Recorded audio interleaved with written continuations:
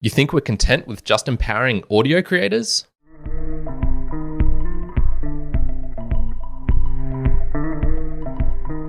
Ho, ho, ho. Welcome everyone to another Value for Value episode. Kyrin here from the Mere Mortals podcast, Mere Mortals Book Reviews, but this show is the one for digital content creators who want to connect more deeply with their audience and to monetize whatever it is that they're creating. And I can hear you screaming now, Kyrin, you audiophile, you've only been focusing on audio and music. How dare you?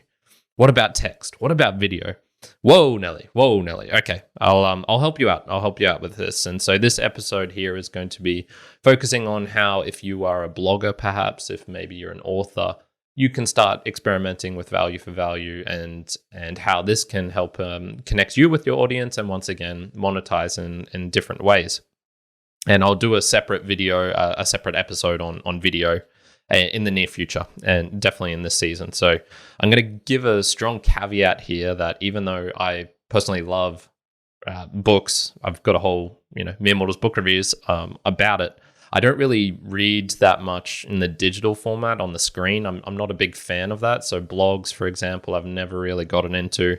And for both consumption and creation, I'm not a great writer. So I don't know this as deeply as I do all of the podcasting sort of things, but I do know a fair bit about it. So we're going to jump right into here and let's just jump in, I suppose, to the first problem, which is we'll start off with something niche. How do bloggers make money? And this was something where I was like, I think I could have a rough guesstimate of it, but let me do a little bit of research and find out. So I was trawling through some YouTube videos. I was going through some blogs about blogging and how to make money in blogging, the classic feedback loop or the meta type of deal going on there. And basically what I came up with and what I came away from this, and you'll see this on your screen now if you're looking, it's mostly display ads, affiliate marketing, brand sponsorships, product sales, services. The podcasting overlap is very strong. That's the same sort of deal that you'll hear with podcasting a lot of the time. How do the big podcasts make their money? They'll typically do it through things like this. And not only just in that respect, but even I guess kind of the numbers or percentages of numbers are very similar. So once again, just doing some rough research, it seemed there was probably about 500 to 600 million blogs. And you go, man, that's a lot of blogs. That seems like too many. But you got to remember, almost every company has a blog of some sort where they're talking about their product, not only individuals. The access to blogs is much easier. They started off, RSS.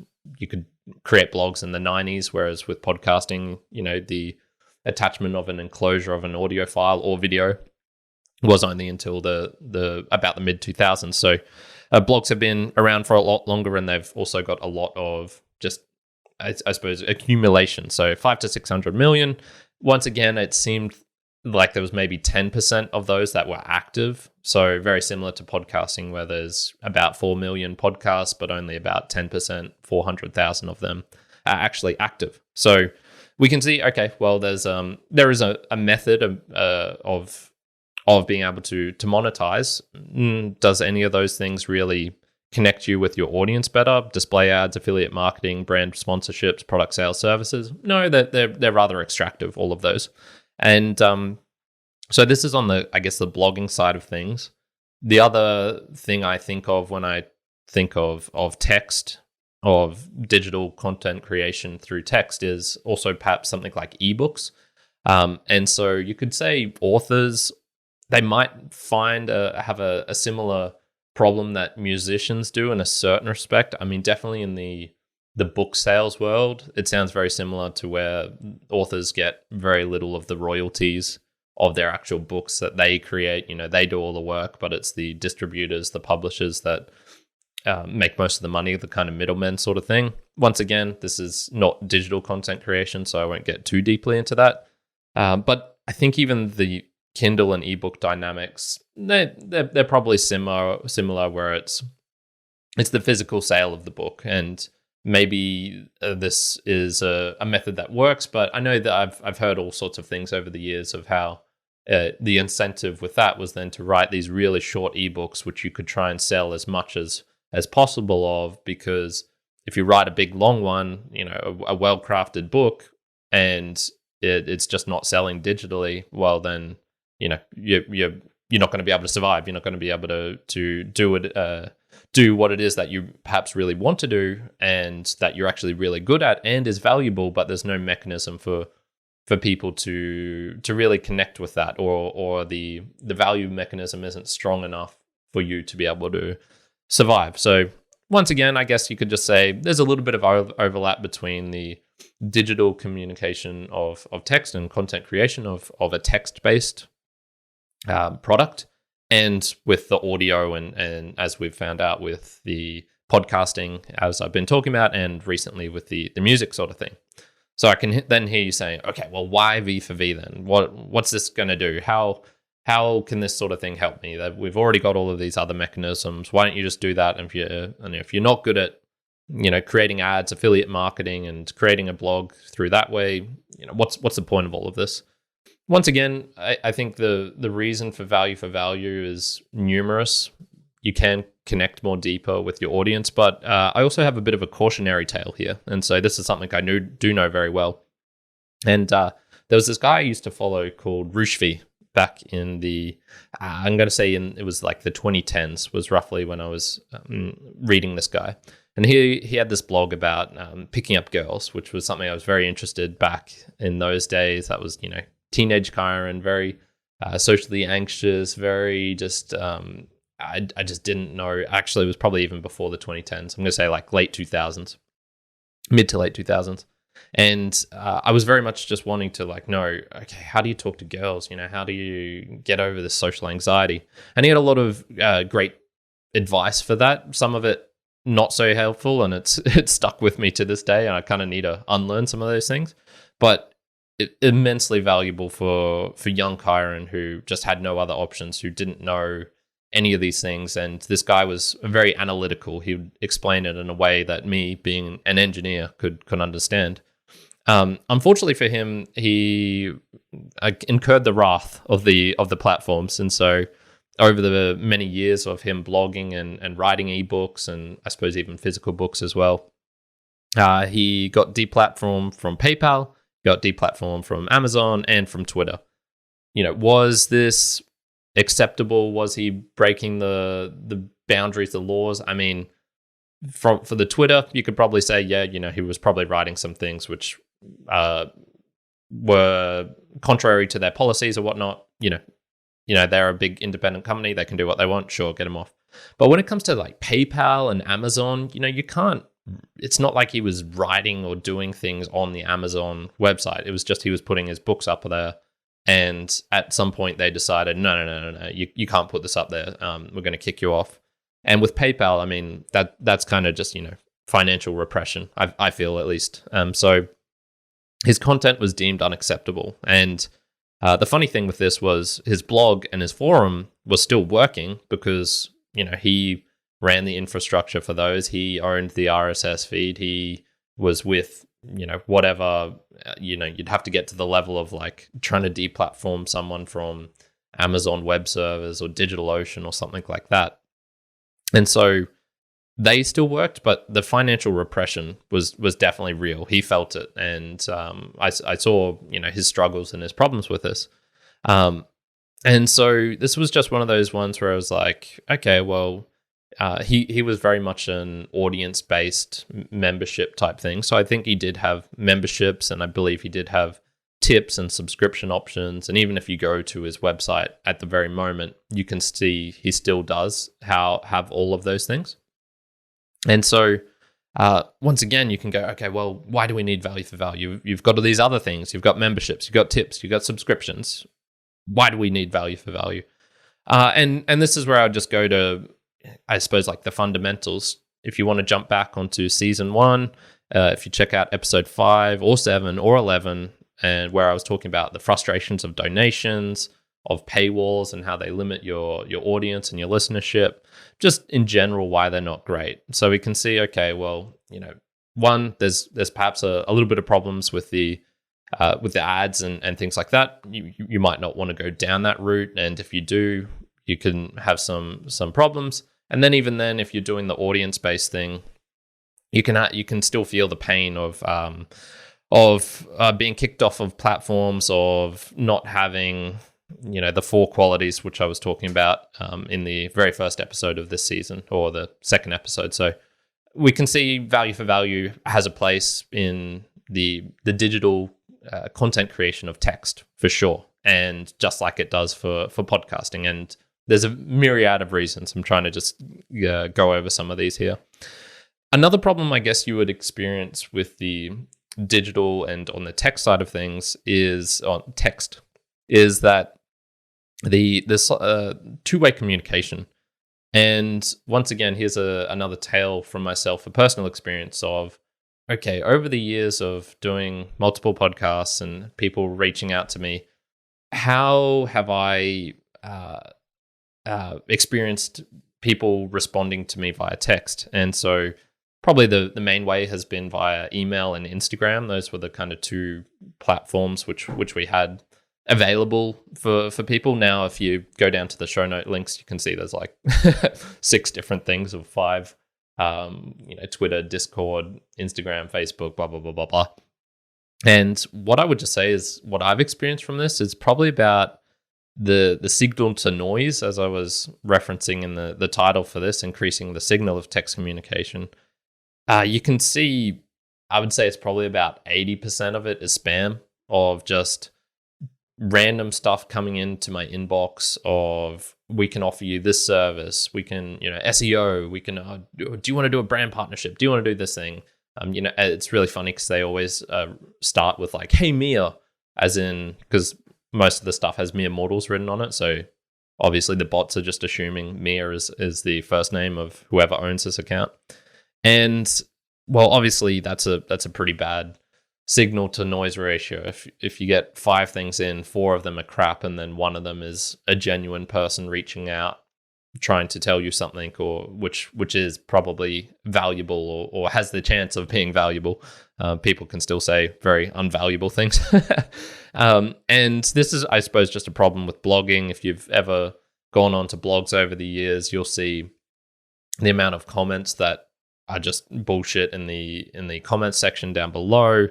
And YouTube comments are very similar to this, where it's this cat and mouse game of bots getting increasingly better, and then people put captures or all those links and things to try and verify if this is a real human being, and then the bots get better and all of this sort of thing. So I suppose like 2 of the big problems I see, once again, I'm not a blogger or an author or do much text-based content creation other than just show note links, is that one, the payment options are they're there, but it's very similar to podcasting, which is okay. It's just not the best. You could find better ways of doing this, and there are risks involved with creating. Perhaps you're on Twitter.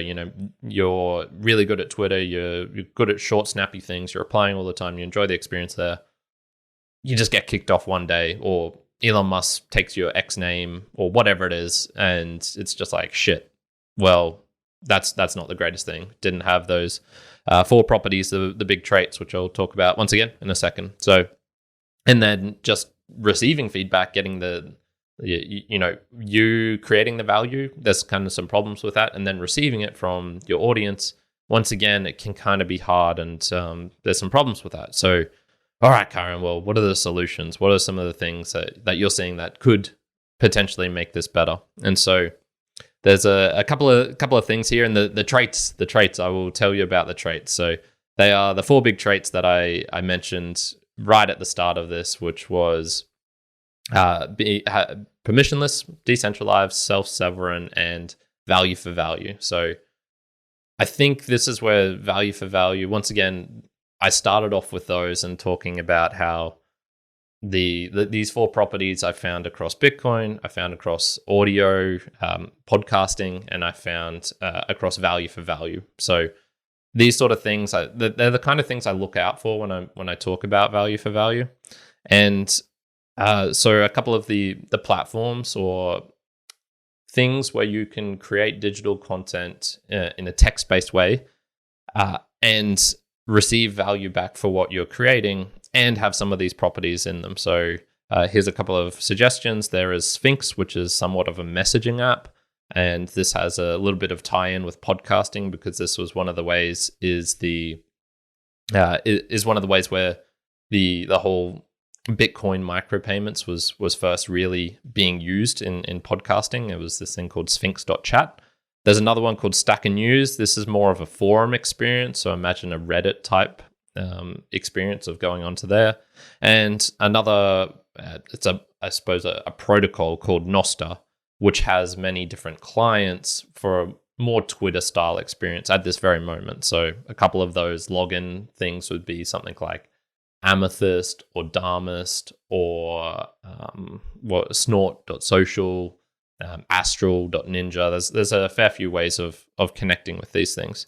And they have varying degrees of being permissionless. Nostr is probably one of the better ones for being decentralized, for being permissionless. They all somewhat use a Lightning wallet as their login, and they have their own mixture of solving the problems I was talking about before. So let's say you're on Twitter and you're creating content, and what are you receiving in return for that? Well, until recently, you weren't receiving anything. You were getting a whole bunch of likes. It's like, well, okay, well, I can't feed my family on likes.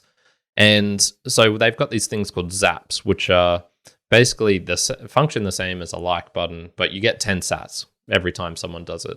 And you can see, okay, well, if what's the deal with that? How's that going to help me? Well, if you go on Twitter, you can see there's people who get 40,000 likes as in response to a tweet or an X or whatever it's called now.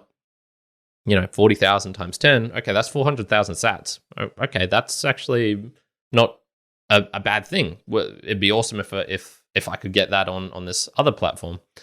And once again, these are it's kind of value for value, because what you can do is if you click it once, it's 10. If you click it twice, it's 100. If you triple click, it's 1,000.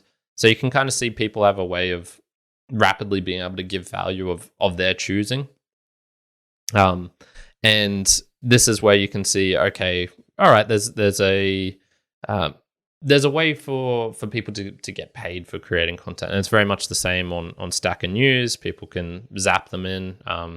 It's a bit of annoying because they use Boost in a different way than we do in the podcasting world, but that's all right. And Sphinx is very much similar. It's sort of using the Lightning Network to be able to pay back and forth. And so all of these sort of things, how big are these things? For example, well, if you look on your screen now, or if you go onto the podcastindex.social, where I put a little a link, and I put up a graph, you can see on the screen that how many people are actually using Stacker News to support their favorite content creators. And the graph there shows, as of August or September of 2023, it's about 200 and something, 75 users who will support their favorite creators on there. This is actually almost identical to what podcasting is. If you go back to the previous episode where I was talking about podcasting 2.0 statistics, this was about the same number of daily users who are boosting in or streaming micropayments to their favorite creator. Okay, so there's obviously some people doing it, and it's somewhat equivalent to podcasting. Once again, those who lean into it and go hard into telling people they can boost in or do these things this way, they will receive more sats via that way, and will get more benefits from that. So I'm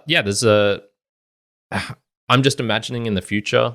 I don't think it's hard to imagine variations of this where it could be, you can have increasing complexity of numerology. So instead of it just being multiples of 10, you can put in your own numbers, of having automatic leaderboards. So if someone supports you really heavily, at the end of the month, a tweet goes out or a post goes out, which is, these are the people who supported me the most, highlighting them, giving them the recognition, which is what all of this value for value stuff is. A lot of it's about connecting. It's about thanking people. It's about acknowledging people for the value that you give them and that they give you back in return.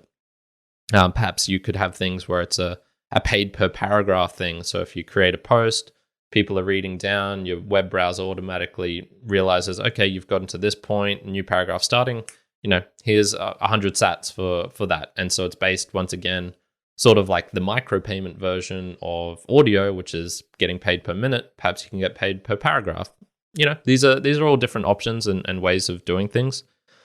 There's, I suppose, a caveat to all of these things that I'm just talking about here is it can get easy to get confused about value for value and I suppose the earning aspect and being able to give it back on, because there's quite a few applications where you can already earn and spend at the same time. So the Bitcoin Magazine app, for example, there I believe you can earn Bitcoin for reading it from it, and you can also send it back to the author of that.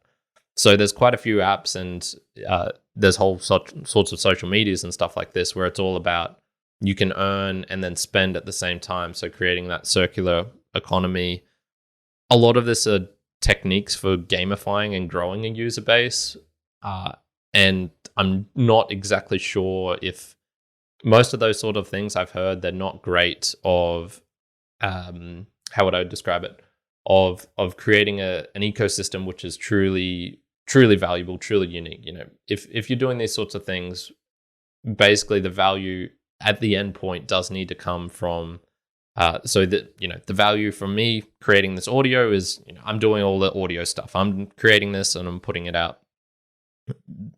In return, in the grand scheme of things, the listener would probably need to be or that my producer, if you want to call them that, or my supporter, they need to be getting external money and putting it into the system and then sending it on to me. The circular economy, I mean, look, it can kind of work both ways, but all of this is just to say text-based communication. I think there's opportunities for this to be enhanced and to be made better. And I was seeing some of the comments here in our Discord where one was asking, what about on Twitter when people who get likes or views, they get paid off the back of Twitter of their advertising profit, which is kind of based around, they're garnering a lot of people to their posts. Those posts have advertising next to it. So the more views, in turn, they get more money on this. I'll talk about this more in a little bit in the tips section. So I'll get onto that shortly. I also see Booberry coming in here and just talking about, the permissionless state of the internet is awesome. And he's got a bit of a Bill Hicks quote there on YouTube, which I will not play at this very moment. So all of this just to say, the text-based world, I think there is a need once again for value, and once again for the tips section, I'll talk about another misconception which Juan and I had recently, and it's just ripe for the opportunity for another way of connecting with creators and interacting with them more deeply, getting around these kind of spam problems, and then also just having an alternative if you are the type of person who potentially could get kicked off and off a platform. And I think that is actually for everyone, because I think if you just stay around long enough, you'll say something which is cancelable worthy or something like that. So let's wrap that little bow up there. More of that to come after the Boostergram Lounge section. But yeah, let's get into the Boostergram Lounge. Welcome to the Value for Value Boostergram Lounge. So, amazing week of support with the Boostergram Lounge. Really want to thank, just at the start bit here, I feel like I have been putting a lot of effort into the Value for Value show, particularly over these last couple of weeks, months, and really focusing on creating something that's more valuable, with the how-tos, for example, and just researching more deeply, being a bit more prepared. And I think it's showing off. So, just really want to thank you, everyone, right at the start. The Boostergram Lounge, this is a way where you can support the show directly by sending me a message within your podcasting app of choice, or you can also go to the podcastindex.org and find the Value for Value show there, and boost in with a wallet like Albi, for example. And you can also go to meremortalspodcast.com, and there's a couple of ways where you can help support via those links. So some shenanigans. There's some absolute shenanigans going on with the Boostagram Lounge this week. I'm just going to do it in order of recency. So we're going to start at the very top here. We've got Bearded Tech coming in with Fountain with 5,000 sats. Thank you very much, my friend. And it says, building on the Golden Dragons boost. So this is from last week. You can find out more on Matrix and then he's got a link here to the Matrix blogindex.xyz. I'll put a link for that in the show notes. We're building an API from the ground up to support boosts in blogs. The potential is there to use it for more than just blogs, but for open source development, music, donations for Uncle Carl's surgery, basically anything you can imagine. And then another link here to the github.com/blogindex is where you can find the code, and soon blogindex.xyz. Viva la revolution! And I will be talking more about that shortly in my section on the app and service highlights. So we'll just pass over to that for the moment, but very, very much appreciated. Thank you, Bearded Tech. We've got Nick. This is the co-founder of Fountain, and he says, another great episode. Excited about where the new ecosystem is headed. I'm interested to know where you're getting the data on feed with value blocks from. I'd like to post this on the Fountain socials. So I sent him a link to that. It was in the show notes as well for those who want to look there. And that was the griddlecakes.com link. So just check out there. Shenanigan time. We have Podfans payment. Sam Sethi. Podfans payment. And that was 3,333 from Nick. Thank you very much, Nick. We've just got this huge amount of things coming in from Podfans. And just with a little playing around, what I discovered is these are streaming payments that he's sending in, but they're somehow being recognized as boostergrams, at least with the kind of setup that I have using Satoshi Stream and linking that to my Discord. So I'm just going to have to scroll down here. So there's, I don't know how many there is. If I count them all up, it's maybe not 100, it's maybe like 50 or something. But he did send a couple of messages in here. He said, Apple and Spotify bring zero value to me. And this is in quotes, Kyrin down. Love that sentence. That was actually Adam Curry. That was me quoting him. So I can't take credit for that. But I do somewhat echo the sentiment, especially the Spotify bit. I'm not a big fan of Spotify. Another one here, Kevin Kelly, 1,000 True Fans, is the OG post that led to V for V. Yeah, very true. That's a great blog post if you've never read it. 1,000 True Fans, if you just type that in to Google by Kevin Kelly, that's a really great one there. We've got another, back into your regular schedule Boostergrams. We've got the Golden Dragon coming in. It says, boost! Exciting that it has been growing for sure. On the V4V blog stuff, Bearded Tech is akin to Dave Jones, as he knows the code side, and I just get the news out there and chat it up. Glad to hear that the last was so warming to you. Keep up the great work. 100 sats sent using Fountain. Thank you very much, my friend. We'll also be talking about him shortly. Got Adam Curry here, 1999, once again using Fountain. 10,000 sats. Great episode and outstanding use of chapter art for the graphs. Yes!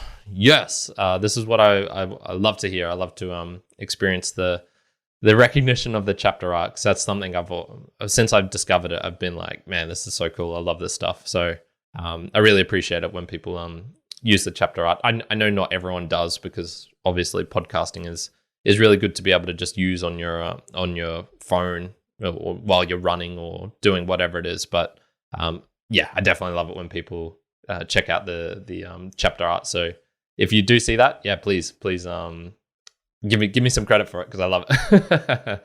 Okay, we've got a couple more here. All right, baller, absolute baller here from Chris Lass. This is Chris Fisher from Jupiter Broadcasting, and he says, all right, I'll send 63,333. I have no idea what that numerology is, but I love it. Thoughts on the pressure V4V can add to content creation. Overall, it's a good thing, but I'm always trying as hard as I can to create valuable enough content that deserves support. That's a higher bar than sponsor-funded content has to reach for. The sponsors rarely listen to the show. it is a good thing, especially for listeners, but it is also a bit stressful. Thoughts? PS, really like the stats breakdown, and he sent that using Podverse. Thank you very much. So yeah, look, Chris, all I can say for myself is for me personally, I haven't had to experience this because my approach has always been the consistency. Like, I'm going to be here week in, week out, no matter what. So it's kind of irrelevant to me how much support I get week in and week out. So that's kind of a big one there. That hasn't been the biggest incentive for me. I can see, and I know you were talking about this recently when I was thinking of doing more shows, for example, or splitting the shows up so that, taking the conversations out of the Mere Mortals, or doing the fitness podcast that Juan's been doing, Mere Models in Motion, which are much smaller episodes, and we've been putting them in the feed of that one, even though it's kind of different. It's a solo episode of him for 10 minutes in comparison to most of our episodes, which are an hour long between the two of us, or the 2-hour long episodes that I do when I have a guest on. So very different in that respect. And breaking that apart, it's another feed you've got to manage, another list of supporters that you've got to thank and be on top of. Look, yeah, it's a tough one. It's a tough one. I think there is a pressure, but look, there's going to be pressure no matter what, right? If Chris has talked numerous times about how value for value is so much less stressful than the sponsor stuff because he doesn't have to do meetings. He doesn't have to call in and check that they're still okay, that they're still good. He doesn't have to, worry about, I suppose, is anything he's going to say accidentally talk about a different product that they're in competition with, or, all of these sorts of things. Make sure the host read is right, because they will want to see some metrics that you're actually, the sponsorship is working, that the ads are working.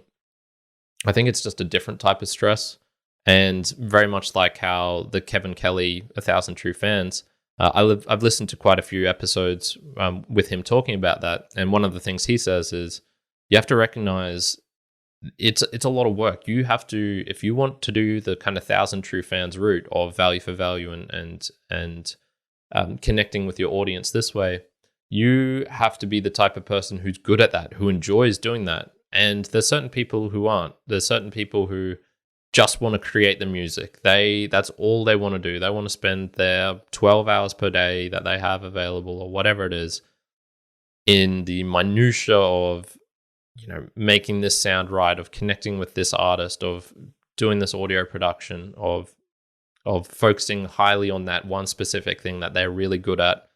And then all of the other stuff related to connecting with fans, responding to fan mail, of building a community, of going out to in-person events, of meeting your dedicated true fans. They don't want to do that. And this is where you go, okay, value for value is not for everyone. Doing the listener supported method is not for everyone. And there is a pressure, and it can be stressful.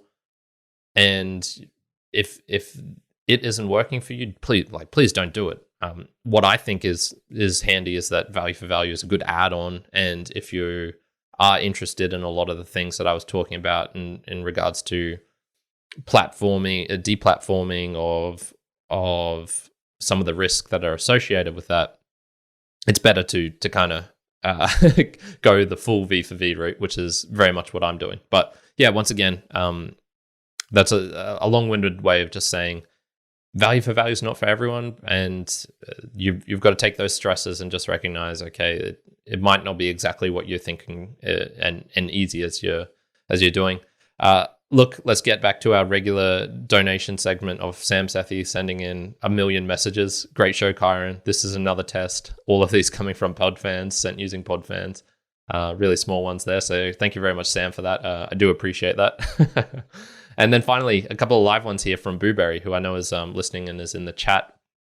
And the chat at the moment, Booberry has been very helpful, and I have included the boost bot in the splits for this. So that is one of the things when I get a full proper IRC chat running up will be a kind of little cool thing. But yeah, there's just so many things I need to work on. So it's it's on my to-do list. But if you want to chat in the live episode, coming to the Discord is good, or leaving a message on the podcast index on the official post that I do there. And he sent 17,776 and says, we're using Substack as a newsletter / show note aggregator. I have seen that. It's the Zozo's Corner. Yeah, he leaves a link. Awesome.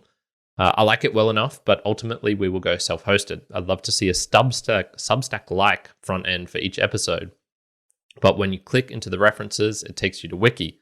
Ideally, it'll allow you to make notations, link-related material, a real scholarly endeavor of sorts, like if the Noah Agenda Show notes had a wiki, which they kind of do in some ways. Like, No Agenda's so big and they've had so many people creating stuff on it. It kind of does feel like a wiki. I was using it recently, going through all of these old episodes just to learn more about Value for Value, its origin on their show. And it was really funny, some of the things they were talking about, like John C. Dvorak was on episode 28 at the 130 mark. He was doubting that people will pay 150. Man, like that absolutely got blown out of the water. So, and they were asking for like $2 a donation at the very start in the kind of like first 100 episodes, which was rather amusing considering where they are now. But yeah, if you go into their show notes, it is a very like, it's all connected in this weird, wonderful way. So I really know what you're talking about. And if you're wondering why Booberry would need something like this, you really need to check out his podcast, Behind the Schemes. They've got so much stuff going on there. And like tarot card readings, they've got, play-by-plays of them playing video games, but they make it a video podcast, but it's not really a video podcast because they're using GIFs as the chapter art. Like, it's crazy. So, and he's sends it another boost, 8,888. And I'm a huge advocate for show notes as a whole. Bring the receipts, people. And then he's got Zozo's Corner. So that is, I'm probably saying that, ZOSOS corner.substack.com. And then season 1, episode 169. So yeah, he's got the Behind the Schemes is a podcast everyone needs to experience at least once. That's all I can say. It's crazy. So yeah, awesome. I'm gonna leave it there and get on to the app and service highlights. So my tips section. So on a recent Value for Value episode that Juan and I did, it revealed a bit of misconception. The misconception that I talked about in episode 47, the top one, which was, it's V for V or die. It's V for V or all or nothing.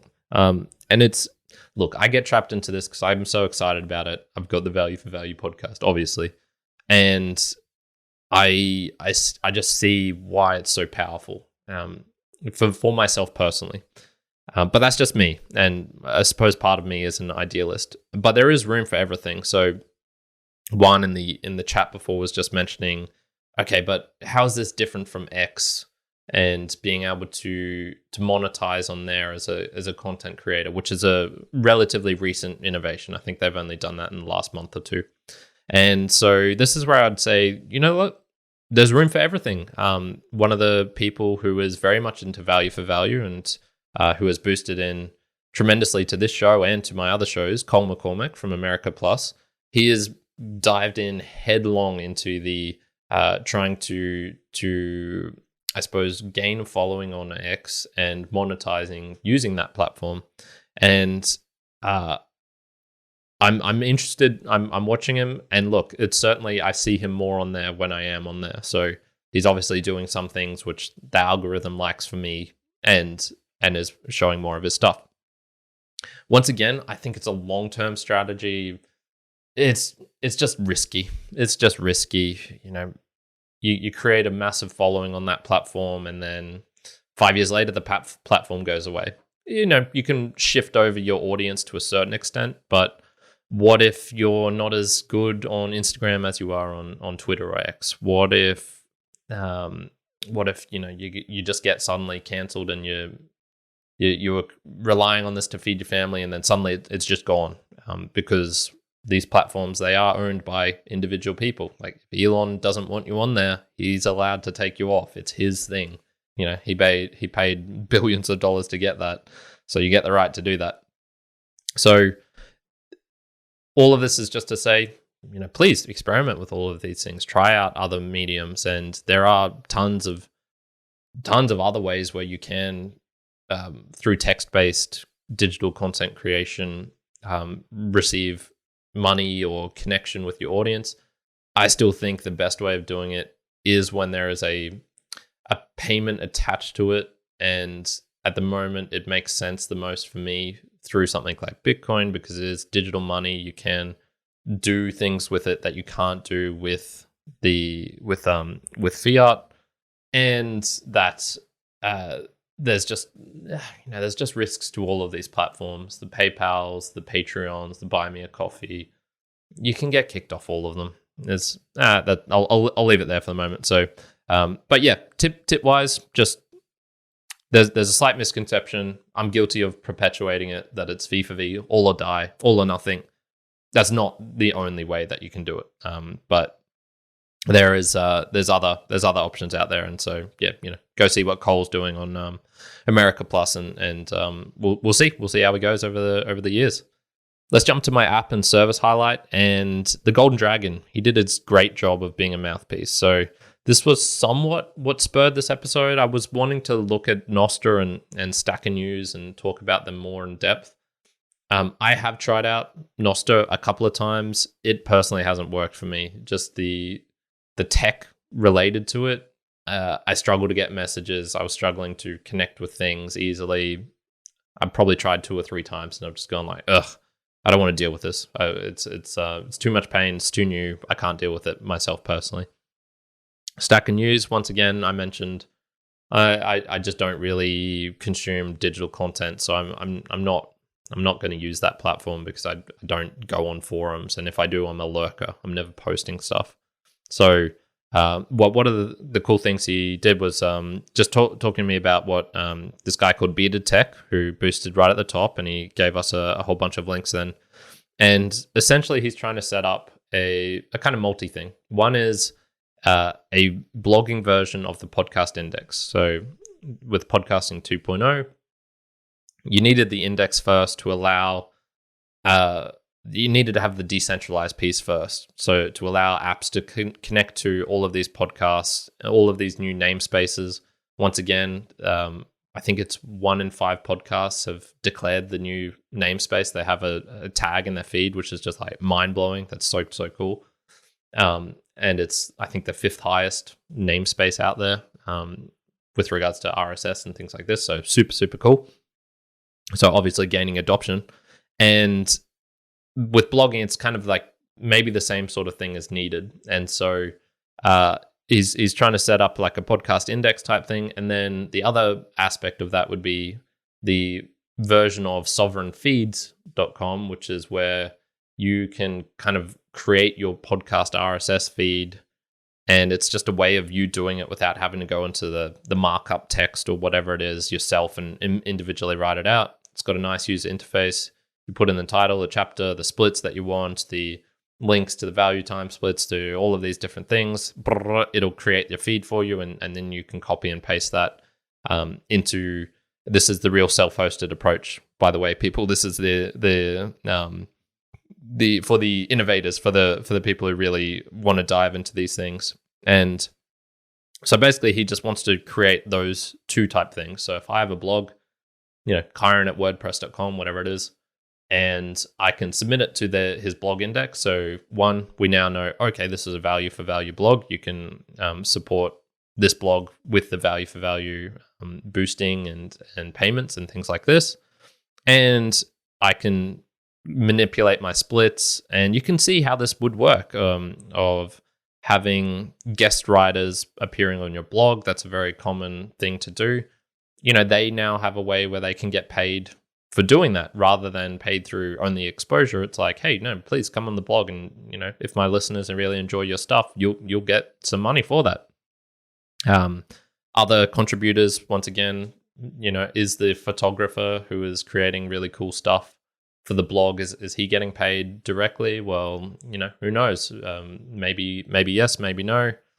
Once again, solves all those problems with regards to having the money of who's getting the money in. You've got to trust this person to send it off to the right place, and there's a bit of lack of transparency and things like this. And maybe people really enjoy the photos more than the blog itself. So I don't know. There's all sorts of ways you can look at that. So once again, I would probably say the best place to do that is just to go to his blog itself, and you'll see on the screen a little introduction piece, because he has not yet set up the blog index.xyz. So that's just a kind of just a front page at the moment. Doesn't have anything else on it. So who knows what'll happen with that. I really hope he is able to do that. That'd be really cool. And then another one which I have somewhat used before is Mash. I actually talked with one of the guys who I suppose he was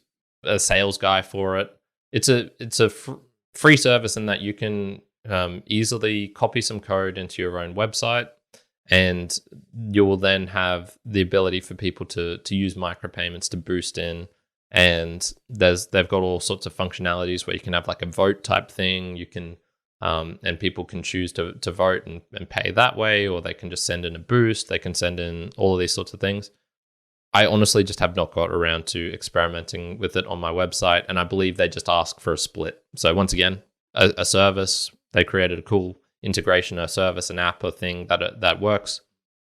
And yeah, that's just a way of doing that. So yeah, that's kind of cool, and hopefully that will take off, and that's just another way where you can experiment with that, and yes, see how you go with that. So those are two little things there. If you've got a blog yourself and you're looking to be able to do these sorts of things, please try out those, and you might have some success with that. So I've listed a whole bunch of links there. There was the Stacker News, there was NOSTR, there was Sphinx, there was Mash if you've got a blog for yourself.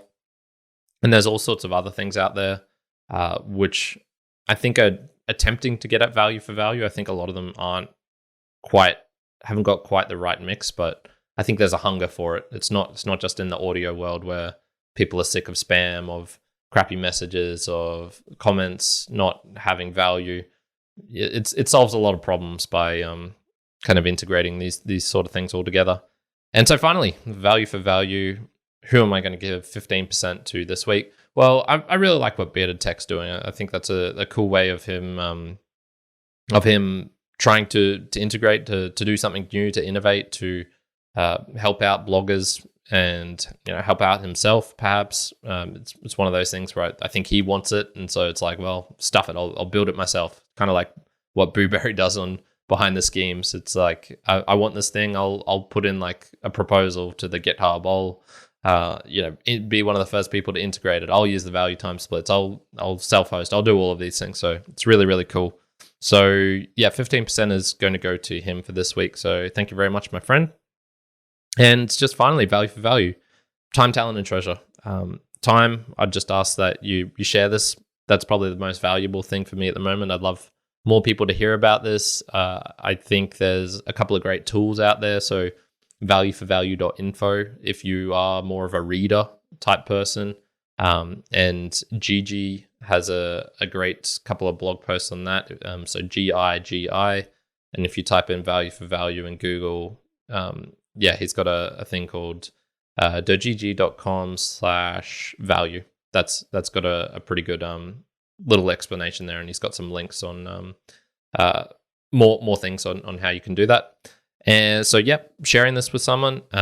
Talent, if you have an insight into blogging or the author world, or know someone who speaks coherently about these things, about the problems, please let me know. I'm always looking for resources of things that I can listen to that people talk about these problems. There's so much gems out there in the internet which I just haven't come across yet because I haven't typed in the search thing, or I haven't been told about it by someone else who has found this sort of thing. So would really appreciate that if you have any of these sort of handy resources of people who you think really know and can talk about these things more in depth.